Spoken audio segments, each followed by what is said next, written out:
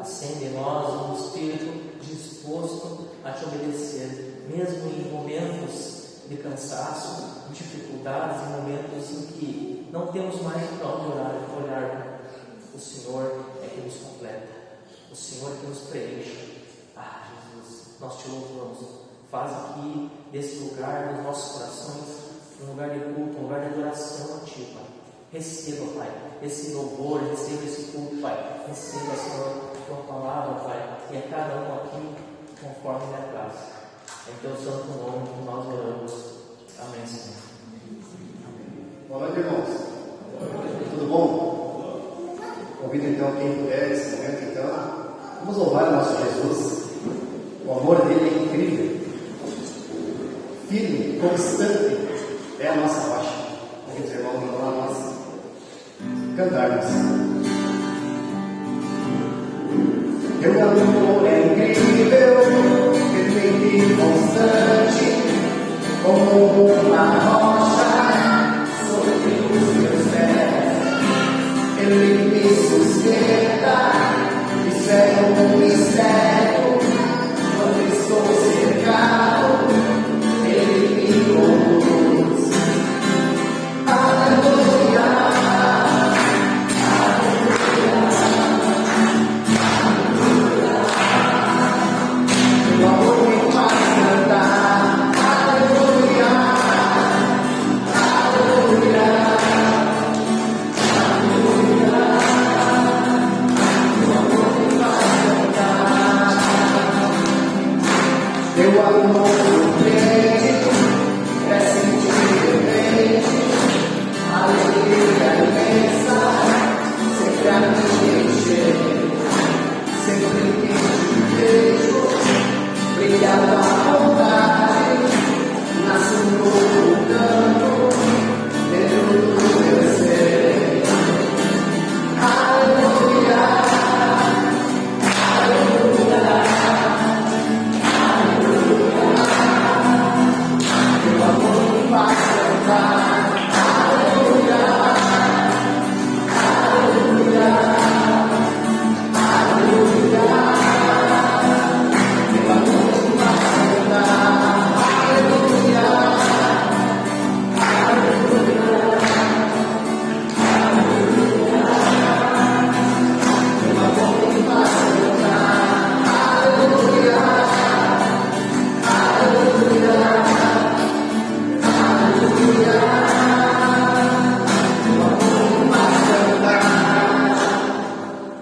Esse amor que nos faz cantar, hein? Esse Jesus é maravilhoso. Esse amor que nos constrange, que nos busca, que nos atrai para o próximo tempo. Amém. Esse próximo louvor, nós cantaremos então homens e mulheres. Na esquerda dos homens está em negrito, cantaremos primeiro. Tu és santo. Após então as mulheres respondem: Tu és santo. Entendido? Vamos lá então. Homens e mulheres. Tu és santo, poderoso, tu és digno, de adoração. Eu te sigo.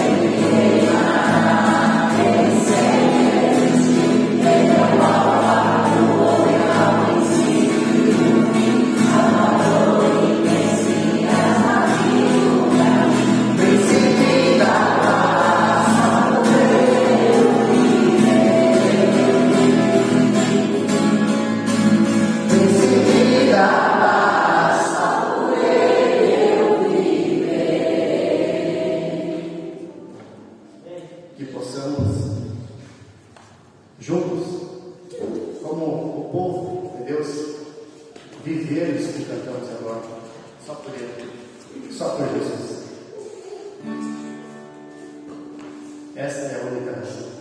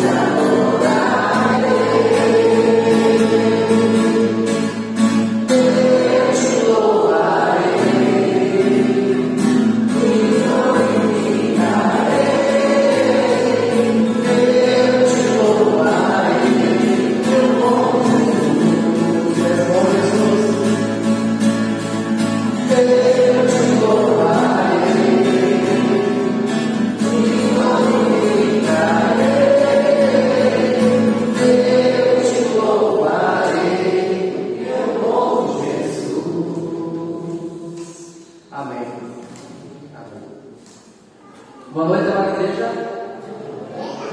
Como vocês estão? Bem? Dia bonito hoje, né? Dia bonito, agradável, nem muito frio, nem muito quente. Difícil da gente reclamar, mas a gente gosta, né? Então alguma coisinha a gente tem que achar, normal. Mas irmãos, que bom que estamos aqui reunidos mais uma vez. É uma alegria para mim poder estar aqui, me reunir com você, juntos, na presença do Senhor. As verdades que cantamos são muito preciosas, falam a respeito de um Deus muito grande, muito bondoso, um Deus que com certeza é digno de toda honra, de toda glória. Ele merece o nosso louvor, a nossa adoração. Portanto, vamos dar ao Senhor aquilo que Ele merece, a nossa reverência, a nossa atenção, vamos dar a Ele a nossa dedicação. Vamos abrir o nosso coração para que o Senhor ministre em nós essa noite. Creio que se você chegou aqui com o coração aberto e desejoso de é bem provável que nas músicas que cantamos, as letras dessa música, que são verdades bíblicas, é bem provável que Deus já esteja ministrando ao seu coração. Então nós vamos agora meditar na palavra de Deus e que o Senhor continue falando conosco. Amém? Antes de entrarmos na palavra ainda, eu tenho 2 avisos para dar. O primeiro é que, como você pode perceber, nós estamos com as nossas letras sendo projetadas mais uma vez. Glória a Deus por isso. Conseguimos, a igreja fez a aquisição então de um novo projetor. Aquele lá já se aposentou. Mandamos para uma assistência aqui, uma assistência lá em Santa Rosa, mais especializada, e não teve jeito. Ele disse: eu não aguento mais e não quero, não dá mais para mim. Então conseguimos fazer um investimento, graças a Deus, porque é muito importante a gente ter a letra ali, porque nos ajuda a meditar melhor naquilo que nós estamos cantando. E também facilita aprendermos músicas novas, né? A gente não conhece uma música, a gente consegue aprender mais rápido quando está lendo. Então, agradecemos a Deus, porque finalmente temos o nosso projetor de volta. Ainda estou esperando um crente bom se voluntariar para ficar responsável pelas letras e pelo projetor. O segundo aviso é um aviso muito bom. Vocês viram lá no grupo da igreja que teve um convite lá circulando. Um convite essa semana lá circulando para o dia 10. No dia 10 de setembro, aqui na nossa igreja, teremos uma celebração. Vamos celebrar o casamento do Odair e da Catiusca. O casamento deles, mesmo aí, vai, vamos bater umas palmas aí.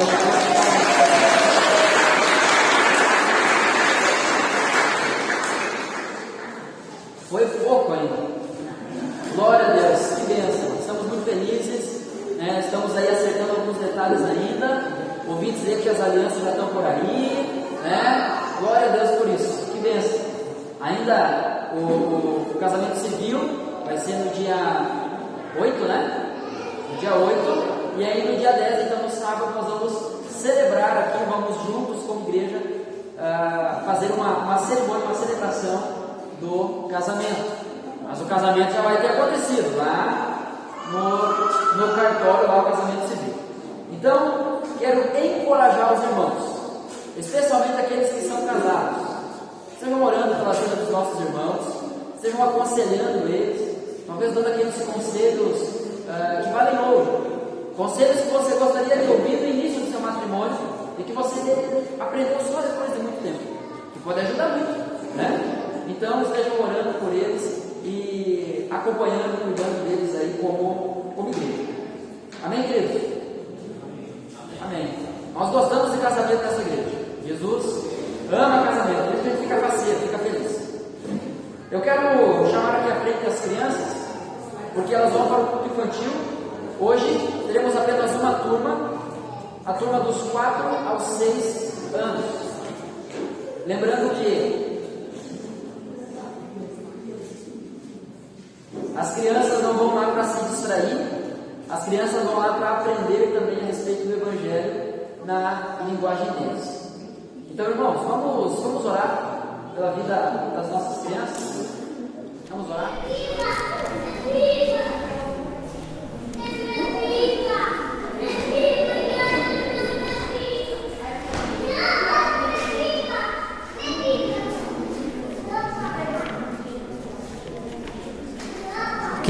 Queria eu que todos os adultos tivessem um desejo pela Bíblia como o Heitor está tendo agora.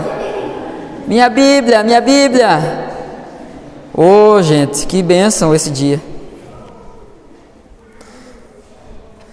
Domingo, um dia na nossa semana especial.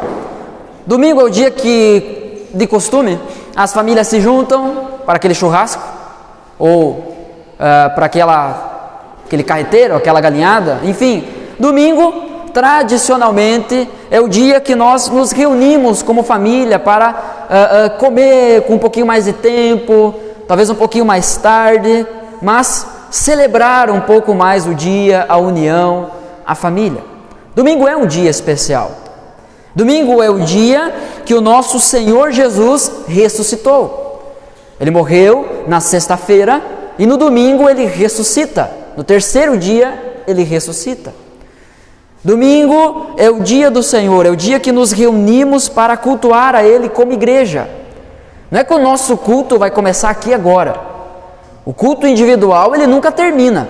O culto pessoal nunca para. Mas aqui, nós juntos, então, como família de Deus, nós iniciamos o nosso culto ao Senhor. Eu gosto de uma frase que eu li uma vez, até volta e meia eu compartilho ela. Uma semana de primeira não começa na segunda. Então o crente, ele quer estar no culto. O crente, ele quer estar no culto no domingo, porque a palavra de Deus é o dia onde nós nos reunimos como igreja, como irmãos, nós celebramos, nós cantamos, nós oramos, nós estamos aqui para aprender do Senhor. Que dia maravilhoso é o domingo? É? É verdade, é. Quase verdade pelo jeito. Que dia maravilhoso que é o domingo. Talvez se você buscar na sua memória um pouco, você vai se lembrar lá dos tempos de antigamente. Para alguns o antigamente é maior, tem mais anos aí dentro, para outros tem um pouco menos. Mas todos nós, de alguma forma, se formos pensar lá nos tempos de antigamente, nós vamos lembrar daquelas mesas compridas, cheias de cadeira, com todos os tios, primos.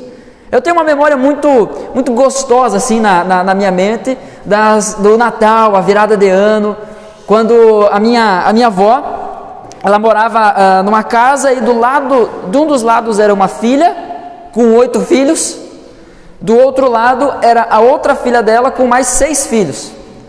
Então assim, era aquele mundaréu de gente, os primos tudo se criando, meio parelho, tudo mesmo, quase com a mesma idade, brincando, jogando bola, às vezes dava aqueles arranca-rabo, né, brigavam, no outro dia já estavam se lambendo, como diz minha tia, já estava tudo de bem de novo, e assim era. E principalmente nas datas festivas, tinha aquelas mesas grandes, onde a gente sentava, celebrava o Natal, as datas comemorativas, aniversários, ou até mesmo um simples, mas sempre especial, domingo. É ou não é gostoso nós lembrarmos dessa época onde parece que as coisas não eram tão corridas assim, onde parece que a gente tinha mais tempo para sentar à mesa, para desfrutar da presença dos nossos amigos, dos nossos parentes, dos nossos irmãos. Talvez a gente vai buscar um pouquinho na nossa memória, o sentimento que vem é saudade. Ah, que saudade desse tempo. Talvez, como na minha família, a sua família possa ter enfrentado isso. Quando a minha avó faleceu, parece que nunca mais teve esses encontros. A gente sente saudade, né? Era o elo entre os filhos, né? Entre os primos. E aí isso acaba, aos poucos, se perdendo. E constantemente nós esquecemos o valor que tem esses momentos. O valor que tem a mesa. O sentar para comer juntos. O sentar para desfrutar um da presença do outro. Porque não é pela comida. Só para os interesseiros. Aí para os interesseiros é pela comida, sim. Mas para aqueles que têm um interesse genuíno nas pessoas que estão ali, nunca é pela comida. Às vezes um ovo frito vira um banquete maior do que um churrasco de primeira. Porque é a companhia, é o estar ali junto, desfrutando da companhia, da alegria, né? A conversa. É bom estar à mesa. Mas nos nossos dias nós acabamos desprezando isso. A mesa, que seria um lugar de alegria, de júbilo, um lugar de a gente desfrutar da companhia dos nossos irmãos, da nossa família, nós acabamos trocando isso por tempo no telefone, ou por tempo na frente da TV. Nós acabamos trocando isso por tantas outras coisas, quando na verdade é tão especial a gente sentar e comer junto. Na Bíblia, como um todo, nós vamos enxergar que o comer junto sempre é muito especial. Sempre é muito especial aquele povo que se reúne para comer junto. Mas não só para comer, não é esse o ponto. Mas é por estar juntos. A mesa, ela não foi feita para matar a nossa fome, simplesmente. Mas a fome foi colocada em nós para nos levar para a mesa, para nos levar a desfrutar da companhia um dos outros. Então às vezes a gente pensa assim, não, eu vou fazer aqui rapidão esse negócio aqui, comendo, fazendo, correndo tudo, porque eu preciso ganhar tempo. Mas na verdade você está perdendo tempo. Você está agindo como um tolo. Alguém que quer ficar gastando tempo quando na verdade, alguém que quer ficar ganhando tempo quando na verdade precisa gastar o tempo que tem. É um tempo específico para a família, é um tempo para estar à mesa. Não é de se admirar então que por conta dessa nossa realidade de desprezar a mesa, desprezar o tempo da refeição, nós acabamos desprezando também o que ela significa, que é os relacionamentos. Hoje, o título do sermão dessa noite é A Mesa Eterna. Porque a Bíblia traz a mesa como algo muito especial. A Bíblia traz a mesa como um local de comunhão, um tempo para estarmos juntos. E quando a Bíblia fala sobre mesa, ela não está falando simplesmente por comer e encher a barriga. Mas ela está falando sobre sentar à mesa, se relacionar uns com os outros e encher o coração. Não é encher o panduio, mas é encher o coração de relacionamento com os irmãos e com o próprio Deus. Algo muito especial na Escritura quando fala sobre a mesa. Para e pensa comigo aqui um pouquinho na história. Quando nós vemos o povo sendo libertado por Deus lá no Egito, e aí Deus dá uma ordem: vocês vão celebrar a Páscoa juntos. Celebrem a Páscoa juntos e celebrem prontos para sair já, porque eu estou libertando vocês da escravidão do Egito, dessa terra que aprisiona vocês, que é o Egito. Nós vemos o povo ali celebrando, e aquela Páscoa representava o Cordeiro de Deus, o sacrifício de Deus que estava sendo oferecido para a libertação do povo. Lembra que Deus diz que eles deviam sacrificar o cordeiro, pegar o sangue do cordeiro e passar então na frente, na soleira da porta, porque o espírito da morte ia passar e ia matar todos os primogênitos daquela terra, exceto aqueles que tivessem o sangue do cordeiro na porta. Nunca foi só sobre comer. Sempre a mesa, sempre o comer junto teve um significado por trás. É o próprio Cristo que se oferece na mesa por nós. Ele é o nosso alimento, Ele é a nossa refeição, Ele é o que nos satisfaz. Bom, pelo menos deveria. Já mencionei isso aqui em um outro momento e quero enfatizar mais uma vez. Uma frase de um grande pastor americano chamado John Piper, que ele diz que se nós não estamos sentindo fome de Deus, é porque nós estamos matando a nossa fome em outro lugar. E aí não é comida boa não, gente. Aí é comida ruim. É aquele hambúrguer que você compra no shopping e ele vem bem vistoso assim, bem saboroso, bem molhado. Aí você come 2 e dali 5 minutos a barriga já está dizendo de novo: não vai me dar nada? Você come mais 2 e a barriga continua: não vai me dar nada? Porque não sacia. Enche os olhos, até dá um gosto na boca, fica aquele gostinho na língua, mas no fim não alimenta. Essa é a comida do mundo, quando na verdade Deus tem algo muito mais precioso para nos oferecer. Hoje eu estive num almoço e foi interessante que uma pessoa disse assim, não lembro quem foi, eu ouvi de passado assim, na hora da carne, teve um churrasco abençoado por Deus, na hora da carne, essa pessoa disse assim: eu nem estou com tanta fome, eu comi muito do aperitivo já. O salsichão que é oferecido antes, né, com a farofinha ali. É muitas vezes isso que a gente faz. Ao invés de comer a verdadeira comida, a gente enche a barriga daquilo que por um breve momento só vai nos saciar, quando há um verdadeiro banquete nos esperando. A mesa sempre foi algo importante. Dando um salto na história, nós vamos nos lembrar do próprio Jesus muitas vezes sentando à mesa com os seus discípulos. Nós vemos Jesus operando redenção, perdão de pecados, gerando nova vida em pessoas, no ambiente onde eles estavam sentados à mesa.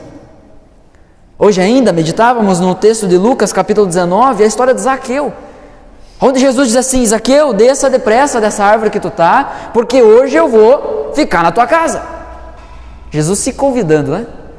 Eu vou jantar na tua casa. Será que era só porque Jesus estava com fome, porque Jesus não tinha o que comer?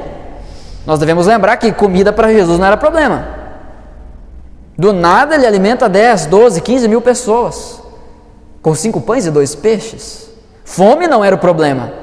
Fome não é o alvo é o encontro, o alvo é a relação. Então Jesus diz: eu quero ficar na tua casa. E lá então ele passa aquele tempo com Zaqueu, e a gente vê apenas Zaqueu dizendo que ele vai voltar atrás dos seus caminhos errados, ele vai ressarcir aqueles que de alguma forma ele tinha passado a mão, pegado o que não devia. Nós vemos que é na mesa que acontece muitas dessas coisas. Eu lembro com muito carinho muitos amigos meus que entenderam, compreenderam o Evangelho pela primeira vez, assim, sentado à mesa, com a boca lambuzada de cachorro quente, com a boca lambuzada de pastel, cantina, depois do culto, esses momentos que a gente cria, esses almoços nas casas uns dos outros, é ali que nós teremos a relação. Não se isole, não se esconda, não se exclua, porque a mesa é algo importante demais. Não só para matar fome, mas para encher o coração daquele alimento que sacia a alma. Essa é a mesa que Jesus prepara para nós.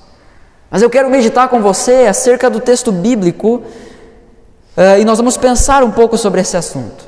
Para isso, eu gostaria de convidar você a abrir a sua Bíblia no texto de Mateus, o Evangelho de Mateus, capítulo 26.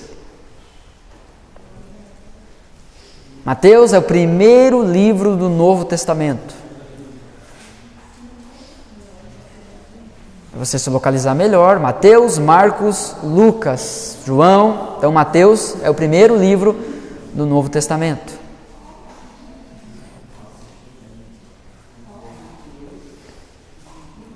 Mateus 26.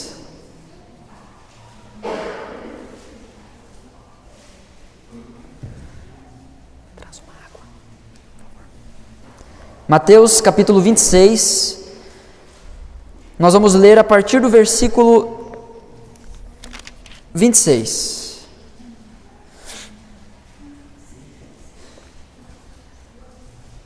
Mateus 26, 26.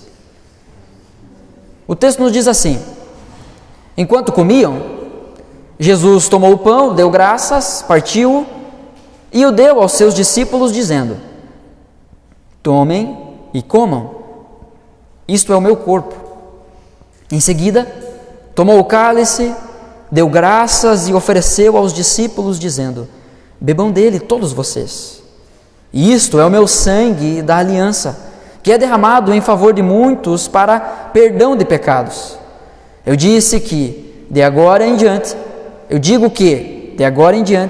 não beberei desse fruto da videira, até aquele dia em que beberei o vinho novo com vocês no reino de meu Pai. Obrigado, meu irmão. Nós meditaremos em dois textos essa noite. O primeiro é esse, o texto de Mateus, e o segundo eu gostaria de convidar você a abrir nesse momento já. 1 Coríntios. Então você está em Mateus, em Marcos, Lucas, João, Atos, Romanos, 1 Coríntios. Então vai um pouquinho mais para frente aí que você vai encontrar. 1 Coríntios, capítulo 11.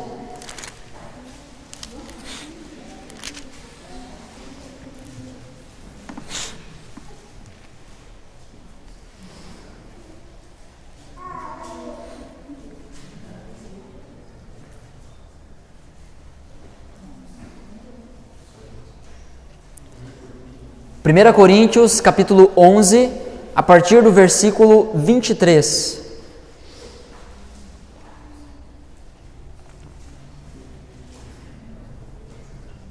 O texto diz assim: pois recebi do Senhor o que também entreguei a vocês, que o Senhor Jesus, na noite em que foi traído, tomou o pão e, tendo dado graças, partiu-o e disse: isto é o meu corpo que é dado em favor de vocês, façam isto em memória de mim. Da mesma forma, depois da ceia, ele tomou o cálice e disse: este cálice é a nova aliança no meu sangue, façam isso sempre que o beberem em memória de mim. Porque sempre que comerem deste pão e beberem deste cálice, vocês anunciam a morte do Senhor até que ele venha. Portanto, todo aquele que comer o pão ou beber o cálice do Senhor indignamente será culpado de pecar contra o corpo e o sangue do Senhor. Examine-se cada um a si mesmo, e então coma do pão e beba do cálice. Pois quem come e bebe sem discernir o corpo do Senhor, come e bebe para sua própria condenação. Por isso, há entre vocês muitos fracos e doentes, e vários já dormiram.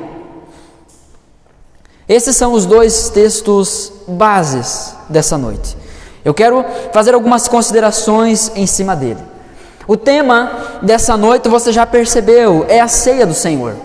É essa mesa que Cristo prepara para nós. A ceia do Senhor, assim como o batismo, é uma ordenança instituída por Jesus. Jesus instituiu a igreja. Ele criou a igreja. A igreja é uma ideia de Jesus.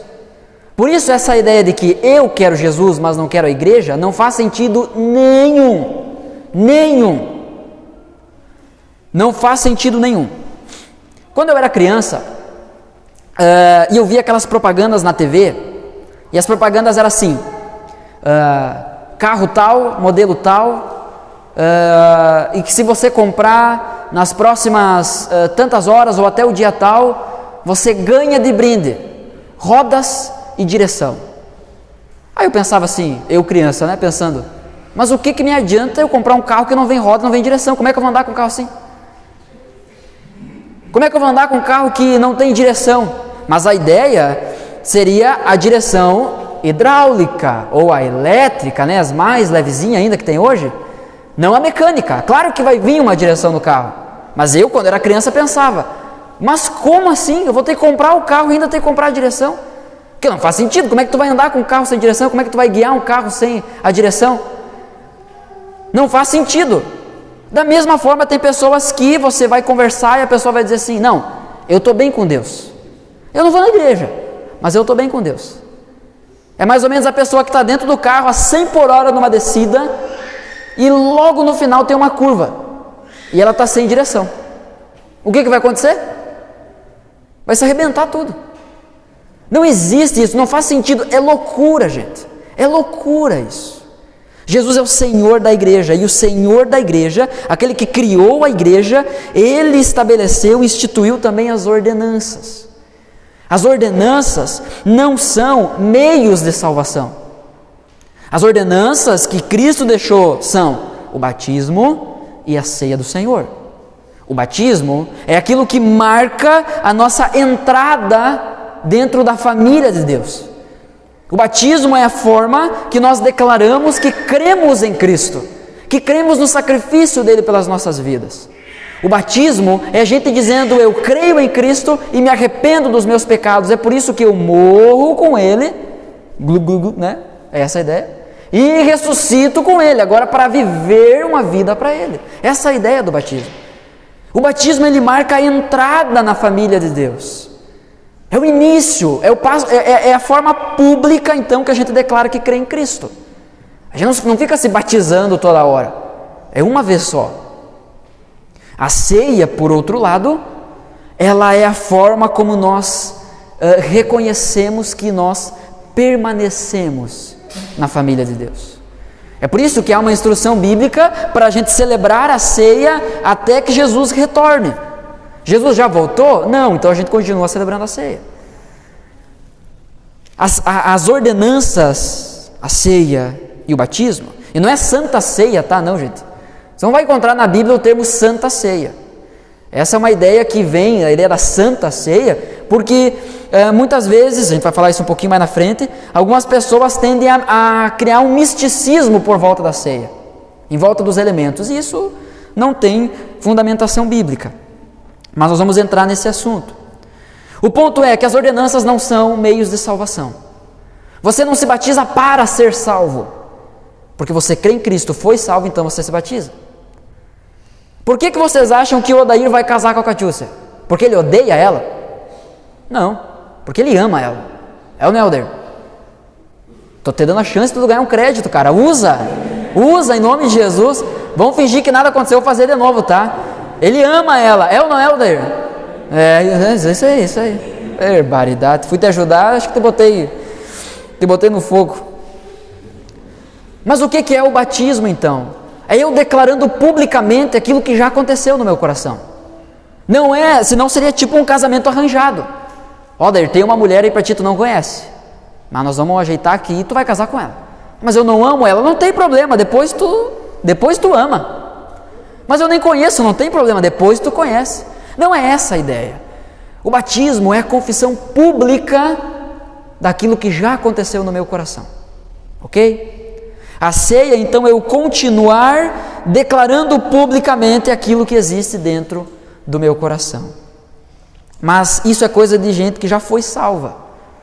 Não é para alcançar a salvação, é para quem já foi alcançado pela salvação. A ceia do Senhor, que é o nosso assunto hoje, ela deve ser celebrada presencialmente. Presencialmente. Porque um dos aspectos que nós temos na Escritura a respeito da ceia é a comunhão, é o discernir o corpo, é o se importar com o irmão que está ao seu lado. E você não faz isso em casa. Então essa ideia de que não, eu vou celebrar a ceia sozinho em casa, isso não existe. Jesus instituiu a igreja. E Jesus instituiu que as ordenanças seriam administradas pela igreja dele, por uma igreja bíblica. Na época da Reforma Protestante, que a data que ficou marcada foi em 1517, mas começou bem antes disso, a movimentação, havia uma grande bagunça a respeito das igrejas. Muitas heresias, a igreja tentando dominar as pessoas ao invés de servir as pessoas, tentando roubar as coisas das pessoas, vendendo salvação. Acredite, isso não é de hoje. Há muito tempo atrás já se faziam isso. Vendendo salvação, vendendo lugar no céu, vendendo milagre, essa desgraça toda. E então surge a Reforma Protestante e uma das características que era usado, então, uma das evidências para reconhecer uma verdadeira igreja era a administração correta das ordenanças. A ceia e o batismo são administradas pela igreja. É por isso que durante a pandemia, enquanto nós nos encontrávamos de forma online, nós não celebramos a ceia. Porque a ceia ela é presencial. Ela não é online. A Bíblia não vai nos trazer instruções sobre a constância da celebração da ceia. É nosso costume, do nosso contexto, celebrarmos a ceia uma vez por mês. Que eu acredito que seja um bom tempo. Porque qual que é a ideia? É você não celebrar de forma tão distante uma da outra, para que isso caia no esquecimento, mas também você não celebrar toda hora, para que não se torne uma coisa banal, se torne só mais uma coisa.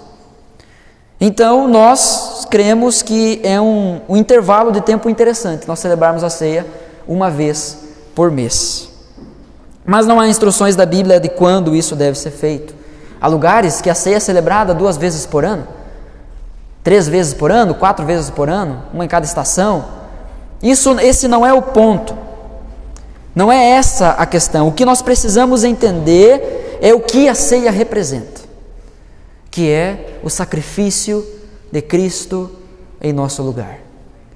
É o sacrifício de Jesus, o sangue dele sendo derramado, o corpo dele sendo esmagado em nosso favor. Isso é a ceia do Senhor. É isso que nós precisamos atentar. Não é os elementos em si, mas é o que significa isso. Eu quero trazer aqui uma citação da teologia sistemática do Wayne Grudem, que diz assim: a ceia do Senhor recorda-nos de que o pagamento em favor dos nossos pecados já foi realizado por Jesus, de modo que agora comemos na presença do Senhor com grande alegria. Nós somos perdoados, nós somos alcançados, nós somos redimidos pelo sangue do Senhor Jesus. Esse é o espírito no qual nós devemos celebrar a ceia, com alegria, com gratidão, com júbilo. É claro que o nosso coração ele também precisa estar contrito e triste, porque sempre há pecados que nós precisamos tratar. Mas é esse sentimento dúbio, esses dois lados da mesma moeda. É gente triste porque somos pecadores, mas felizes, alegres, e de uma forma extravagante nós louvamos o nome do Senhor porque Ele nos perdoou. Porque Ele alcançou gente pecadora que nem nós. Louvado seja o nome do Senhor. Nós somos alvos da sua graça, do seu amor. É isso que a ceia representa. A ceia não é um tipo de ritual que nós precisamos fazer a cada pouco para renovar os nossos votos com Deus. Não é isso. Não, eu preciso fazer isso para renovar, porque já venceu, né? Estragou, faz muito tempo já. Não é esse o ponto. Hebreus capítulo 10, do versículo 1 ao 7, eu não vou fazer a leitura do texto, mas quero deixar aqui a consideração sobre isso. O texto vai nos dizer que Jesus ele se ofereceu de uma vez por todas. Que Jesus não é o sumo sacerdote do Antigo Testamento que precisava entrar uma vez por ano no templo e oferecer de novo um sacrifício por todo o povo para que o povo fosse purificado dos seus pecados. Não. Porque se fosse nesses mesmos termos, Jesus precisava vir mais uma vez, morrer de novo e assim muitas vezes.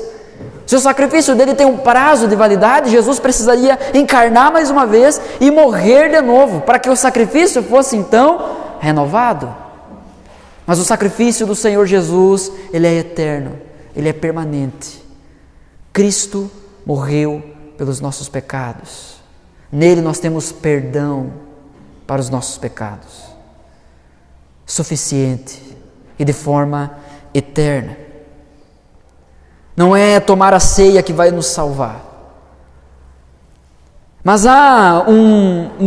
de forma geral, há 3 formas que as pessoas enxergam a ceia. Primeiro, aqui a opinião oficial de algumas igrejas. A transubstanciação. O que é esse termo? É a substância que é transformada. Nós temos aqui uma substância, nós temos o fruto da uva, o suco, e nós temos o pão. Não foi ungido isso aqui, tá? Não foi orado por esses elementos, não tem nada de especial nisso daqui. Se cair e quebrar no chão, o chão não vai ficar abençoado. É suco, é pão. Mas aqueles que seguem essa linha da transubstanciação, eles acreditam, eles afirmam que após uma oração especial pelos elementos, então os elementos literalmente se tornam corpo e sangue de Cristo. Estranho, não? É quase um canibalismo, ao meu ver. Estranho. Creem que há um milagre, que acontece alguma coisa ali e ali isso se transforma no sangue e no corpo de Cristo. É por isso que há todo aquele desespero de não fui no culto, não fui na missa, não fui na reunião e tinha santa ceia, perdi a benção.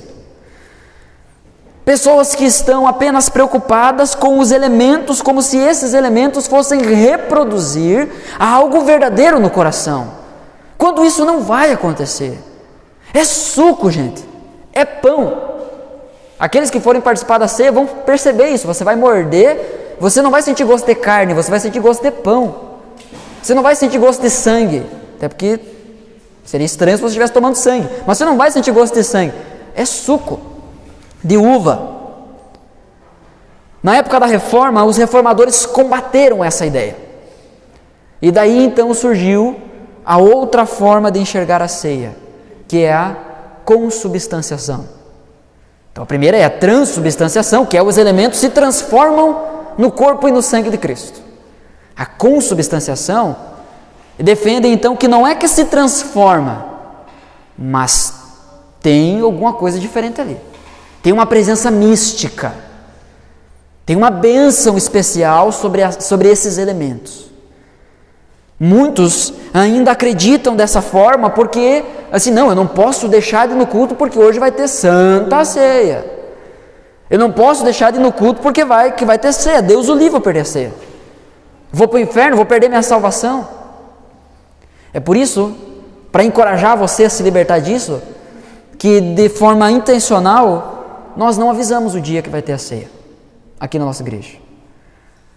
Algumas igrejas têm como padrão celebrar no primeiro domingo do mês, o segundo, o terceiro, o último, enfim, mas nós não. Dentro de um domingo, do mês, em algum domingo nós iremos celebrar a ceia.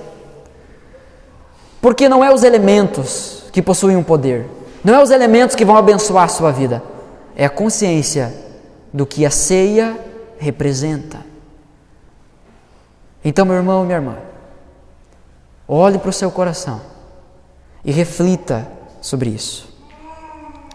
A consubstanciação, então, eles entendem que de alguma forma os elementos eles ficam sacralizados. O que é isso? Eles são santificados.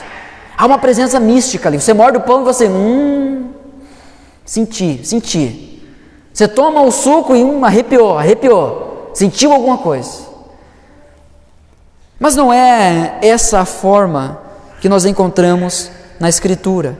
Nós, então, como Igreja Batista, nós cremos que a ceia, ela é um memorial. A ceia é um memorial. Nós cremos que é assim que a Bíblia apresenta a ceia do Senhor. Os elementos são apenas elementos. O pão é pão e o suco é suco. Eles não se transformam, nem se convertem em algo mais espiritual. Pão é pão e suco é suco.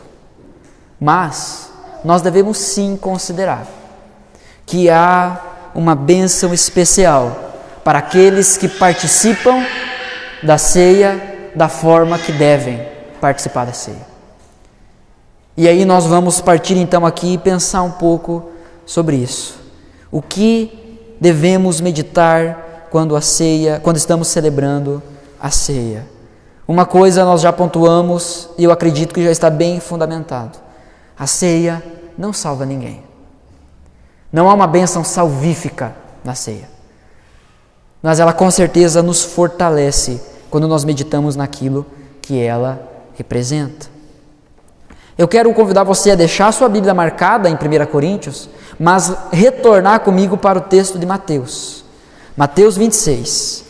E isso a partir do versículo 26. Nós vamos ler então de novo aqui 3 versículos e fazer as considerações sobre isso.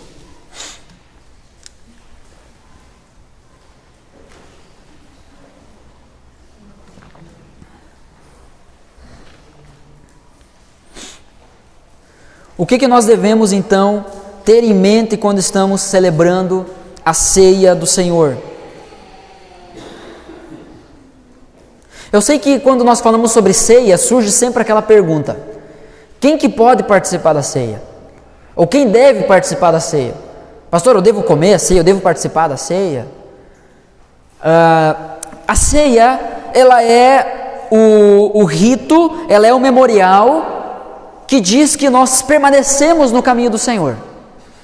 A ceia é o que representa a nossa continuação no caminho do Senhor. O batismo é a porta de entrada para isso. Então é muito estranho alguém que ainda não entrou queira continuar. Não faz sentido. Não tem lógica. Então assim, mas eu não me batizei ainda porque ainda não teve o batismo na igreja, como tem o caso aqui de alguns irmãos aqui na nossa igreja. Não, eu vou me batizar, eu quero me batizar, nós já estamos fazendo alguns encontros, eu creio em Cristo e eu quero me batizar. Porque a pergunta que surge é essa: por que tu quer participar da ceia e não quer se batizar? A pergunta é essa. Eu posso me batizar, eu posso participar da ceia sem me batizar? Eu devolvo com uma pergunta: por que tu quer participar da ceia sem se batizar? Porque a ceia é você dizer que crê em Cristo, e o batismo é você dizer que crê em Cristo. Então você crê em Cristo mais ou menos? A ceia não representa isso. Pois bem, vejamos aqui então no texto de Mateus, capítulo 26, versículo 26 até o 28, que diz assim: enquanto comiam, perceba que aqui, nesse primeiro ponto, eu quero pensar com você, meditar com você a forma que a ceia aponta para o passado, para uma coisa que já aconteceu. Mateus capítulo 26, versículo 26, então diz: enquanto comiam, Jesus tomou o pão, deu graças, partiu e deu aos seus discípulos, dizendo: tomem e comam, isto é o meu corpo.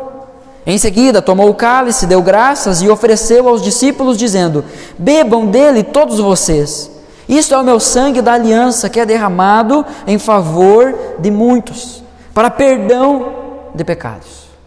O corpo de Jesus Cristo foi oferecido uma vez, e oferecido de uma vez por todas.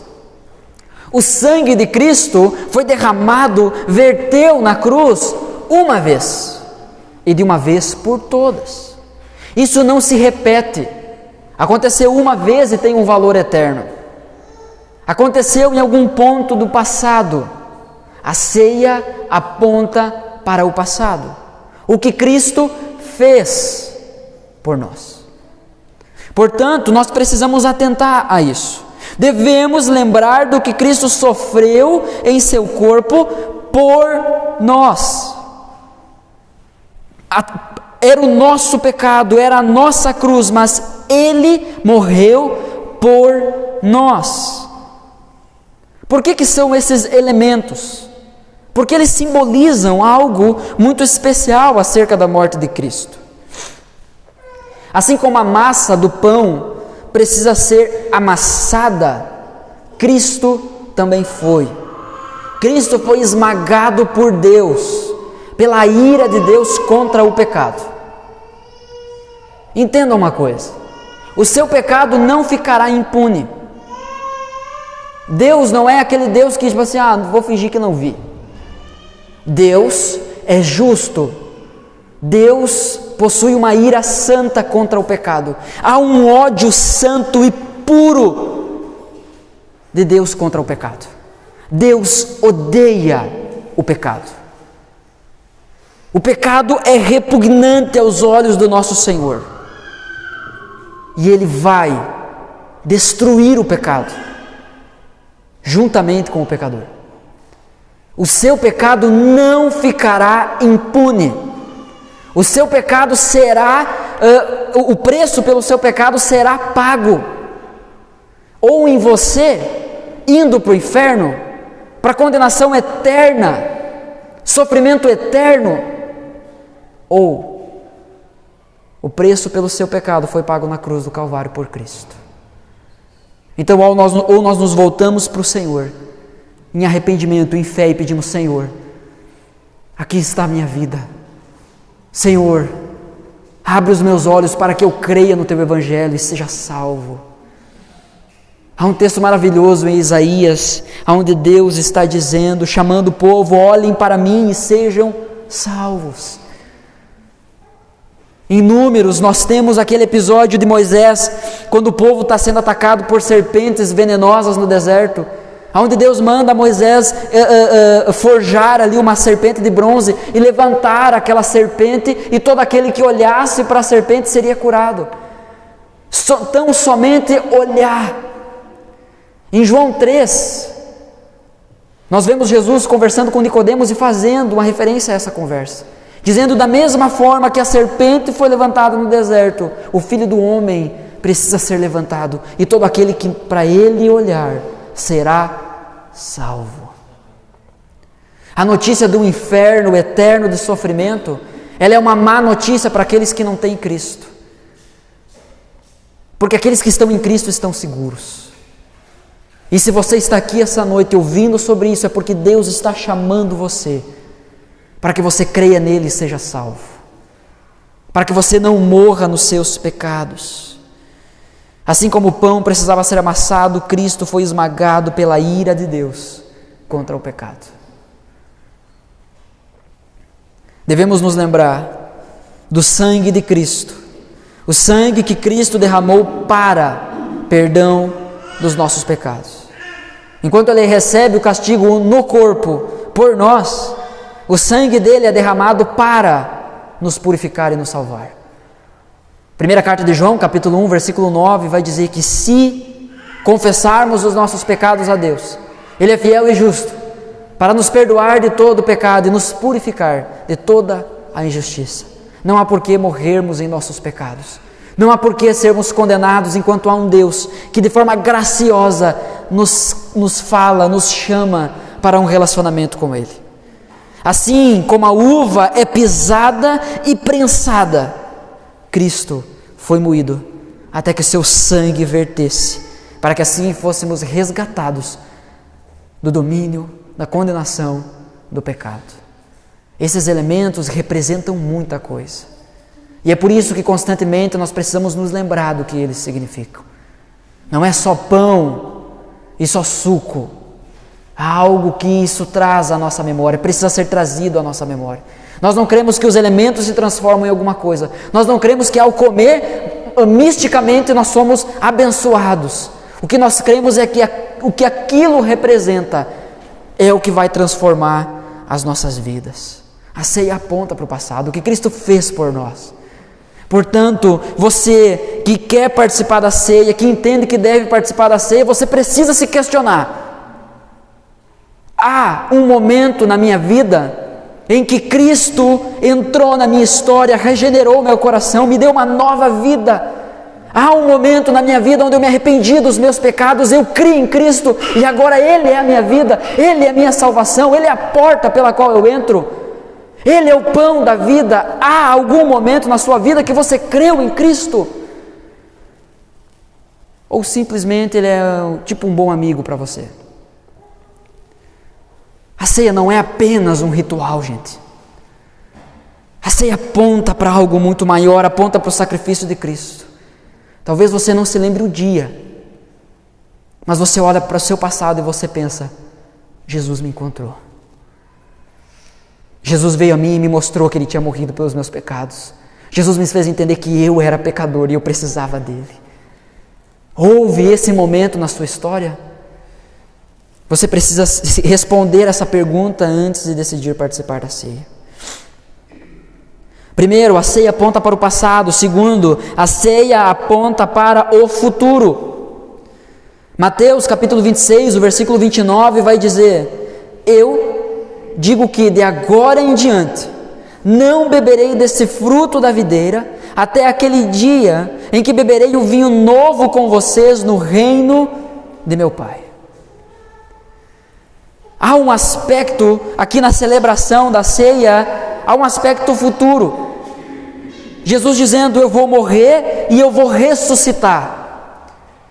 Eu estarei voltando para o reino pleno do meu Pai. E eu não vou comer disso aqui até, de fato, o reino ter sido inaugurado. Aqui Jesus não está falando sobre a sua segunda volta. Jesus está falando sobre a sua ressurreição. Eu não vou comer, eu não vou tomar desse fruto de novo até eu ressuscitar. Jesus está dizendo aqui: vocês podem ter certeza de que eu vou ressuscitar. Há um momento muito especial na Escritura, onde os discípulos de Jesus estão escondidos e com medo, porque Jesus tinha morrido.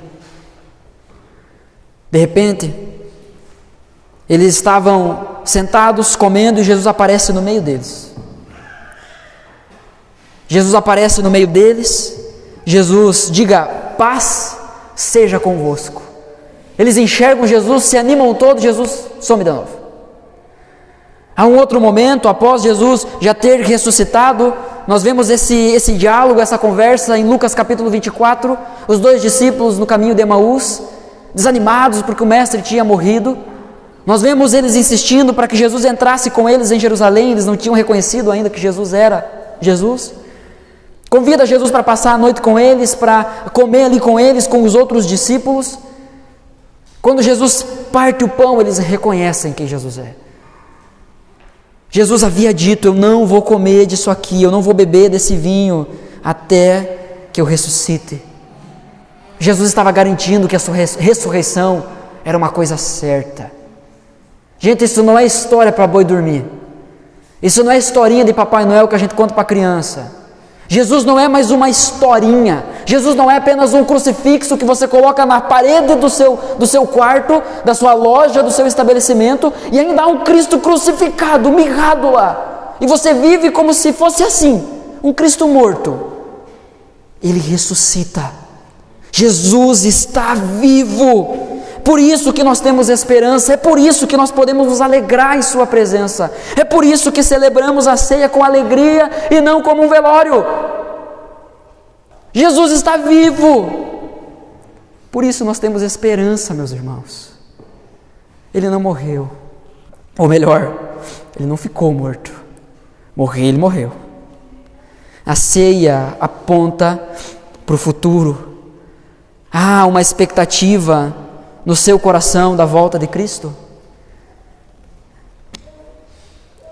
1 Coríntios capítulo 11, o versículo 26, vai dizer: porque sempre que comerem deste pão e beberem desse cálice, vocês anunciam a morte do Senhor, até que Ele venha.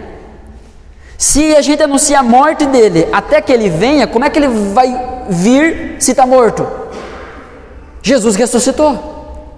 A ceia, então, ela não só aponta para aquilo que Cristo fez por nós, mas ela aponta também para aquilo que Cristo fará por nós. Ele voltará para nos buscar, Ele voltará para resgatar o seu povo, e então vivermos o seu reino plenamente. Deve haver em nós um anseio para isso. Quando nós celebramos a ceia, nós estamos declarando, nós estamos dizendo: Cristo está vivo e Ele vai voltar. E Ele disse que eu tenho que fazer isso até Ele voltar. Então eu estou fazendo porque eu creio que Ele vai voltar. Porque se Ele não vai voltar, não faz sentido, bota tudo fora. Mas Ele vai voltar. Jesus está às portas. E meus irmãos, eu queria muito que Jesus entrasse aqui e acabasse com tudo antes do culto terminar. Seria infinitamente melhor estarmos com Cristo. A ceia aponta para o futuro. Há um banquete que foi preparado para nós, o banquete final. Nós vemos essa figura em Apocalipse. Esse banquete final, os participantes desse banquete serão aqueles que tiveram os seus nomes escritos no livro da vida. Há uma mesa preparada, uma mesa eterna preparada no céu, da qual nós desfrutaremos, participaremos se crermos em Cristo. Mas enquanto isso, enquanto Ele não volta, nós celebramos a ceia para anunciar a morte, ressurreição e a vinda do nosso glorioso Senhor e Salvador, Jesus Cristo. A ceia aponta para o passado. Cristo tocou o teu coração?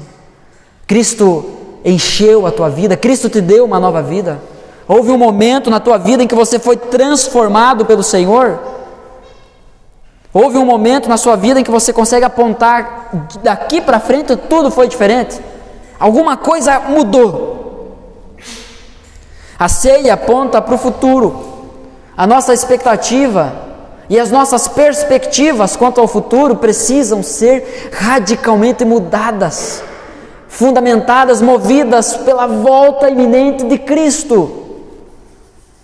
Não faz sentido alguém que crê que Cristo vai voltar se agarrar tanto nas coisas dessa vida, se agarrar tanto no seu status, na sua reputação, no dinheiro, nas coisas materiais. Gente, tudo isso vai acabar. Você está segurando a água com as mãos. Vai chegar aquele dia que você vai abrir a mão para ver: olha o que eu conquistei. Nossa, nada. Porque tudo isso aqui desse mundo vai sair pelos seus dedos, vai escapar pelos seus dedos. Mas há algo melhor e verdadeiro, e isso é Cristo. A ceia aponta para o passado, aponta para o futuro, mas a ceia também aponta para o presente. 1 Coríntios, capítulo 11, versículo 27 diz: portanto, todo aquele que comer o pão ou beber o cálice do Senhor indignamente, será culpado de pecar contra o corpo e contra o sangue do Senhor. Examine-se cada um a si mesmo, e então coma do pão e beba do cálice. Pois quem come e bebe sem discernir o corpo do Senhor, come e bebe para a sua própria condenação. Por isso, há entre vocês muitos fracos e doentes. E aqui não está falando somente sobre fraqueza e doença física, não, mas espiritualmente. Sabe por que muitas vezes nós andamos cambaleando na nossa vida espiritual? Sabe por que muitas vezes nós não conseguimos experimentar mais do Senhor? Porque nós nos esquecemos do que a ceia representa. Porque o exame que a ceia manda a gente fazer, a gente faz só quando está aqui. E só ainda depois quando o pastor diz, agora cada um examine-se a si mesmo. Quando na verdade, a gente nunca deveria parar de fazer isso. Deveríamos sempre estar olhando para dentro de nós, examinando o nosso coração. É por isso, porque muitas vezes estamos comendo do pão e bebendo do cálice indignamente, sem discernir o corpo. É por isso que há muitos de nós fracos e doentes, e muitos já dormiram. Muitos já adormeceram. Muitos estão dormentes, estão quase que cauterizados em seus corações. Já não experimentam mais da comunhão profunda com o Senhor. Já não são mais maravilhados com as bênçãos de Deus. Já não mais se maravilham com o seu caráter. Já não sentem mais prazer em ficar com os joelhos no chão, simplesmente prostrados diante do Senhor, reconhecendo quem Ele é. Já não choram mais diante da palavra. A Bíblia já não causa mais brilho nos olhos. É só mais uma coisa. É porque nós não meditamos naquilo que deveríamos meditar, que muitos de nós estamos fracos e muitos já dormiram.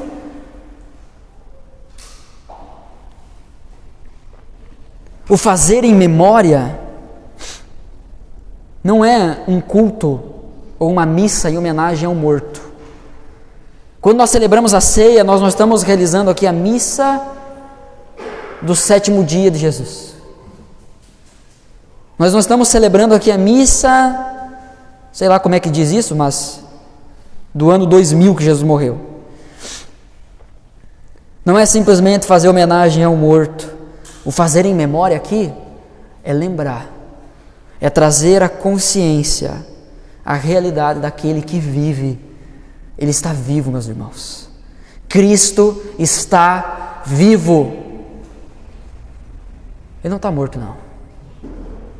Será que nós estamos vivendo como se ele estivesse morto?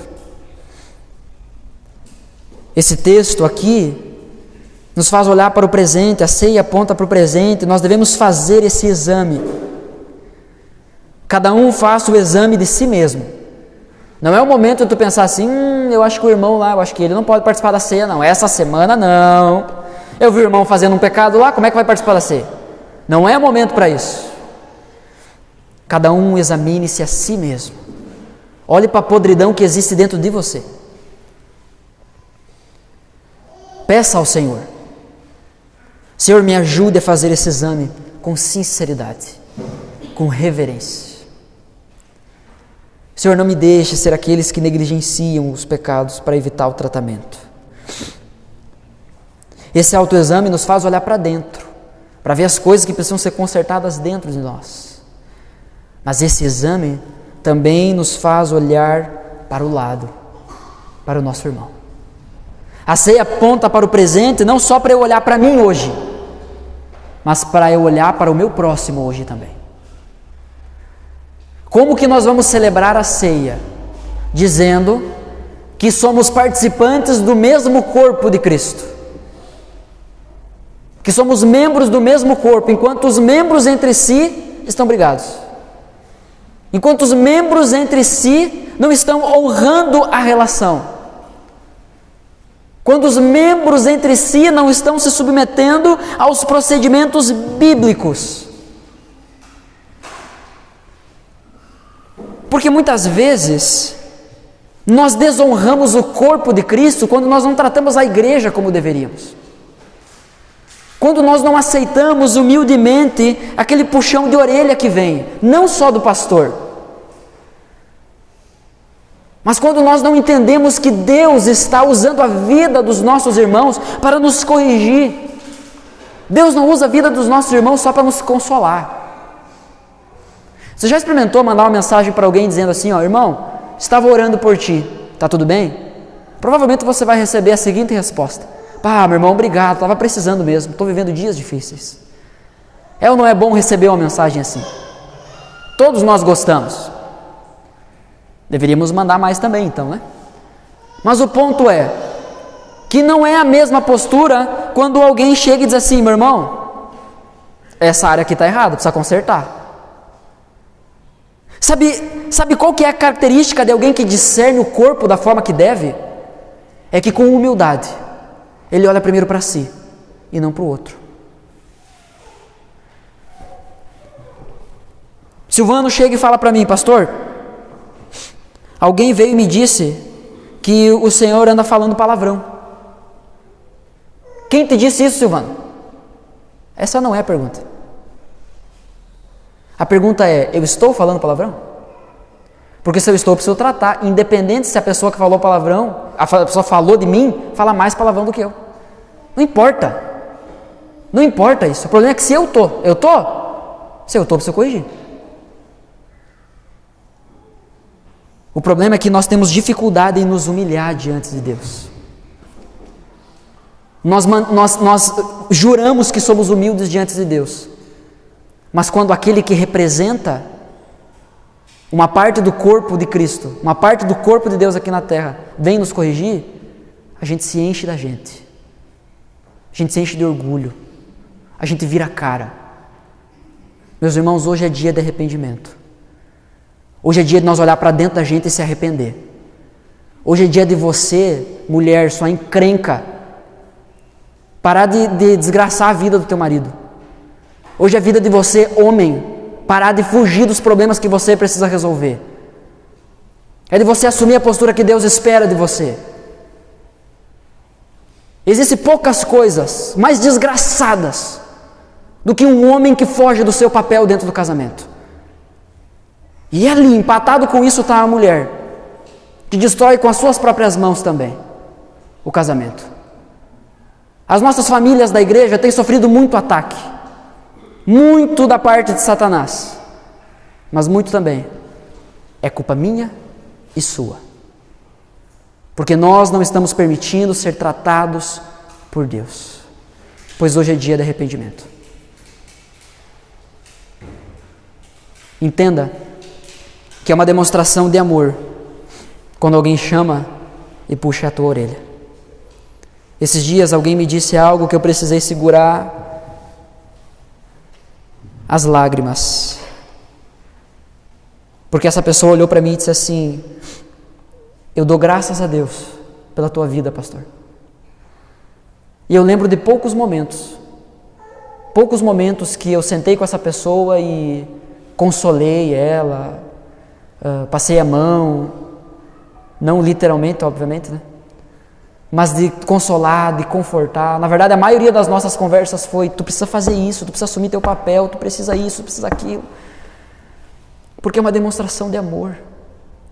Quando nós não corrigimos os nossos irmãos, nós não estamos participando da ceia como deveríamos. Quando nós não submetemos à correção, nós não estamos participando da ceia como deveríamos. Se participarmos do corpo de Cristo de forma indigna, estamos acumulando condenação só sobre nós. Quer dizer então que eu não devo participar da ceia porque estou em pecado, porque pequei? Não, quer dizer que você deve se arrepender. Porque a ceia é coisa de crente, e crente se arrepende, porque ele tem o Espírito Santo que constrange ele. Então, nós devemos fazer esse autoexame, olhar para dentro de nós e ver se tem algo que precisa ser consertado diante de Deus. Mas também olhar para o lado, para os nossos irmãos, e ver se não há algo nas nossas relações que estão comprometidas. Será que com a igreja como um todo eu não estou sendo um omisso? Será que eu não devia ser mais ativo? Será que eu não deveria me doar mais? E eu não estou falando sobre recurso material aqui, não é nada disso. Eu estou falando para você empregar a sua vida para que o reino avance. De você se dedicar por coisas que valem a pena.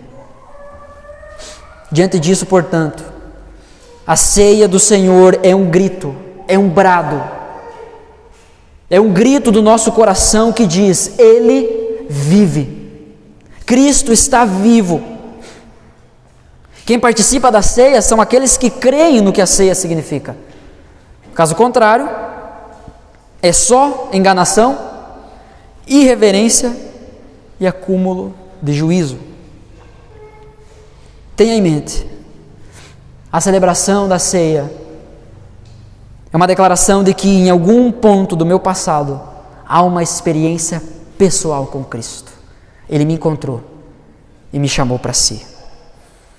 A celebração da ceia é uma declaração de que a minha perspectiva do futuro é moldada pela promessa de que Cristo vai voltar. Eu ainda não estou em casa. Essa não é a minha morada. A celebração da ceia é uma declaração de que o sacrifício de Jesus em meu lugar afeta quem eu sou hoje, me levando também a amar o meu próximo. O grande reformador João Calvino disse que a dignidade em participar da ceia está no reconhecimento da indignidade. Se nesse momento você pensa assim, eu sou digno, você está errado. Mas se essa noite você entender, eu não sou digno, porque eu não sou bom, eu não sou perfeito, mas há um Deus que me perdoa, e pela dignidade dele, então eu participo da ceia. Nós iremos celebrar a ceia nesse momento. E a ideia de mais uma vez expor o sermão inteiro pensando sobre a ceia do Senhor é para que nós mantenhamos bem fresco em nossa mente o que isso significa. Porque na nossa igreja a ceia nunca será só um anexo do culto. A ceia nunca será só mais um momento lá que acontece. A ceia nunca será só um ritual. A ceia é uma lembrança do que Cristo fez, faz e fará por nós. A ceia é coisa de crente, coisa de quem morreu para si, está disposto a morrer pelo próximo, para então viver para sempre. Eu quero convidar os irmãos que vão nos conduzir no louvor nesse momento, e enquanto nós cantamos, eu estarei aqui à frente e você pode vir, pegar o seu cálice, pegar também o seu pão, para participarmos juntos da ceia do Senhor. Tendo em mente isso, Senhor, eu creio que Tu morreu por mim. Senhor, eu creio que Tu vai voltar. E por isso, porque o Senhor está vivo e vai voltar, o meu hoje é afetado, o meu hoje é mudado. Então se arrependa. Peça a Deus que Ele sonde o teu coração. Peça a Deus que Ele lhe mostre aonde você está pecando. Porque nós não somos nem capazes de discernir os nossos próprios pecados. É bem provável que muitos de nós estamos errando em coisas que a gente acha que não é errado. Mas essa noite, se nos colocarmos diante de Deus com o nosso coração aberto, o Espírito Santo vai mostrar a você as coisas que precisam ser consertadas. Eu quero convidar você a se colocar em pé e nós orarmos juntos.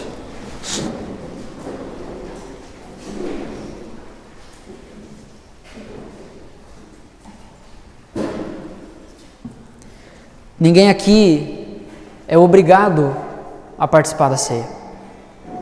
É provável que nem todos devem participar da ceia. Mas por que nós fizemos isso de forma pública?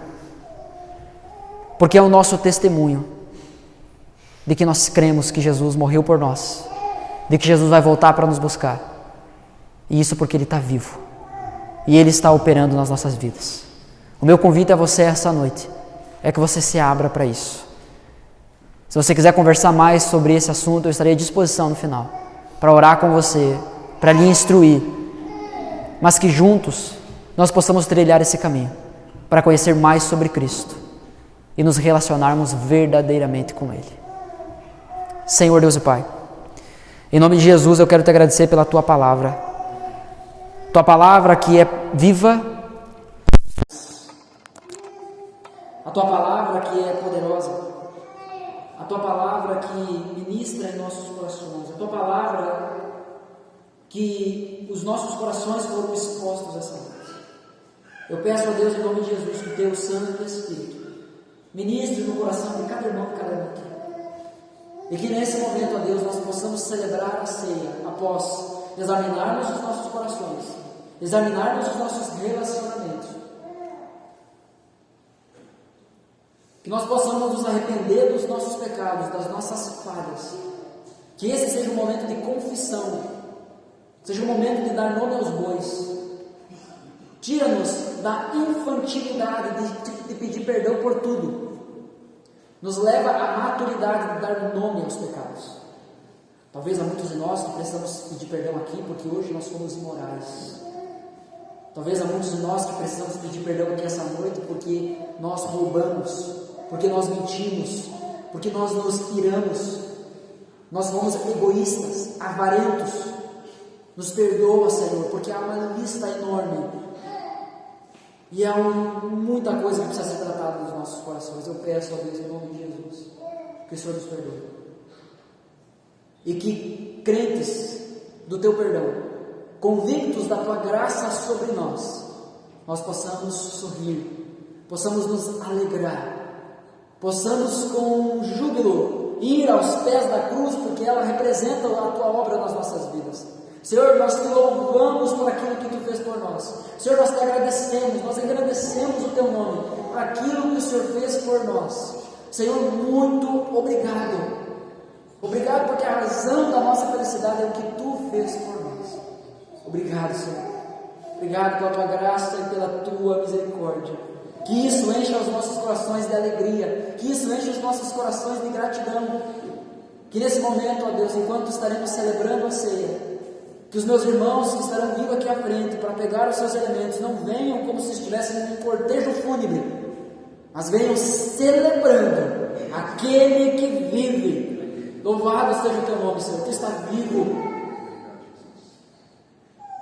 Pedimos, Senhor, que isso fique gravado em nossos corações, em nome de Jesus.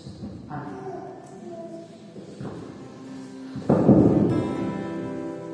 Eu olho para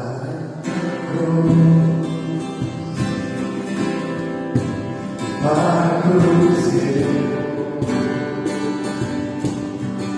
o seu sofrer participar, a sua obra vou cantar, meu Salvador. Na cruz mostrou o amor do Pai, o justo Deus.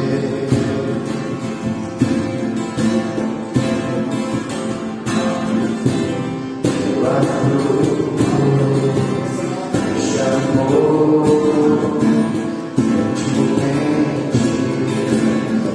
Atraindo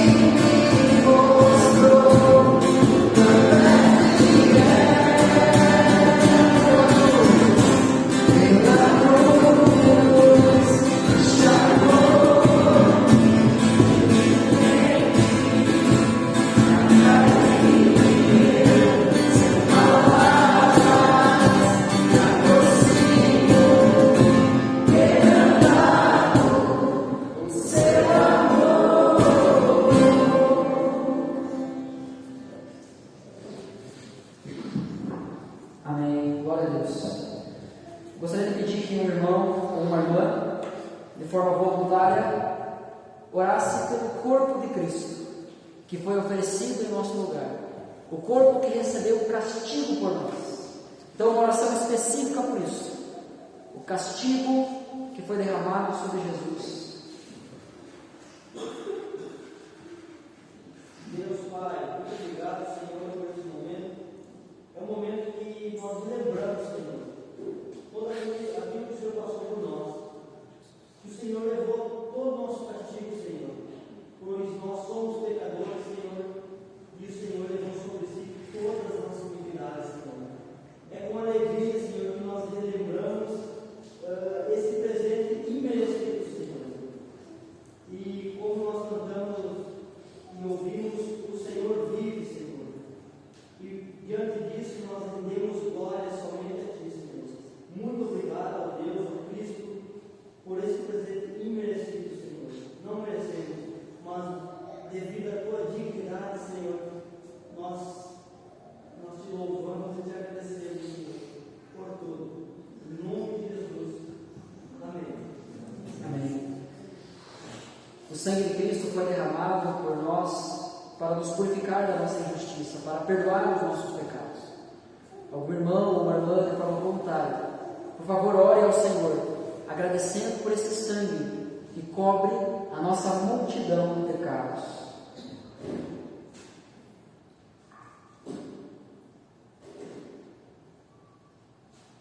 Senhor, nós te louvamos, Pai, por esse sangue derramado na cruz, esse sacrifício perfeito, Pai, que nos trouxe a paz, que nos trouxe a salvação eterna, Pai, esse sangue que nos lava, que nos purificou, Pai, esse momento que possamos relembrar, Pai, não só relembrar, mas se calar em nossos corações, Pai, constantemente, do quão digno foi esse sangue, Pai, purificador, salvador em nossas vidas, Pai. Não é somente esse ato, Pai, que representará muita coisa, Pai, mas nos quebrarmos diante do Senhor constantemente e ver, Pai, o que o Senhor fez por nós, Pai, indignamente, Senhor. Te louvamos, Pai, por essa maravilhosa salvação, Senhor, que possamos estar contritos constantemente, relembrando disso, Pai. Obrigado, Senhor, por esse sangue. Nós te louvamos em nome de Cristo Jesus. Amém. Amém. Participemos então juntos do pão e do suco.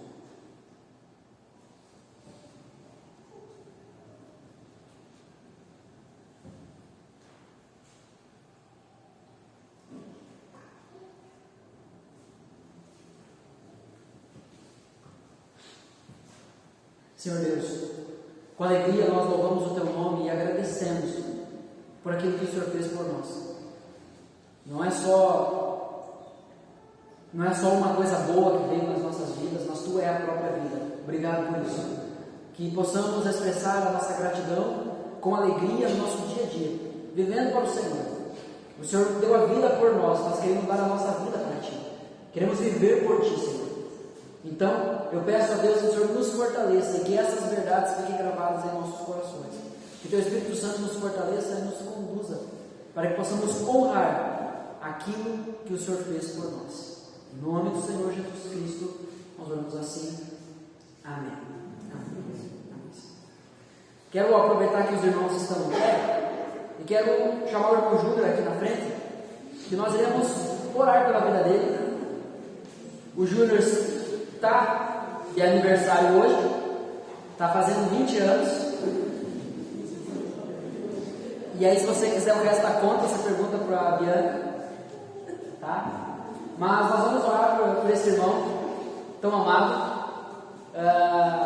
Quem conhece o Júnior sabe que uma das características dele é a humildade.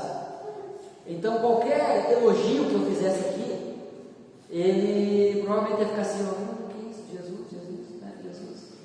E nós louvamos a vida do nosso irmão, porque ele nos ensina muito, através do exemplo dele.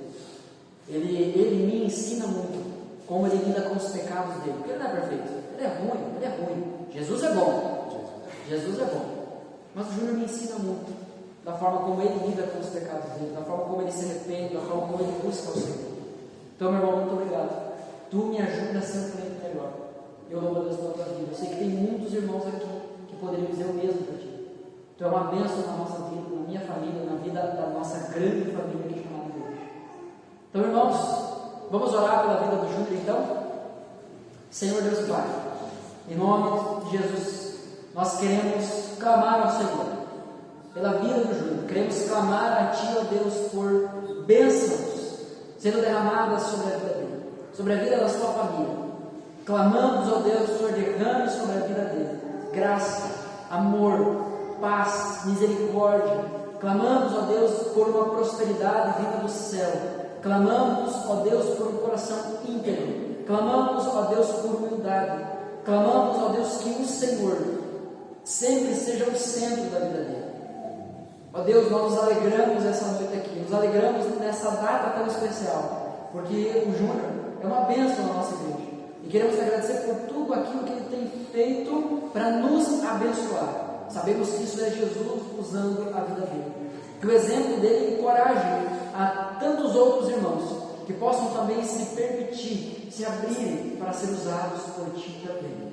Ó Deus, em nome de Jesus, eu peço que venham muitos anos ainda pela frente, e todos esses anos cheios da Tua presença.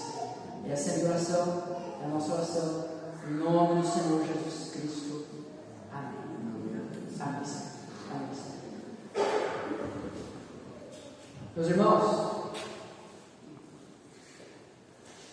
estamos dispensados, então. Que Deus abençoe a sua vida, uma ótima semana. Na quinta-feira nós nos encontramos, então, novamente às 19h30.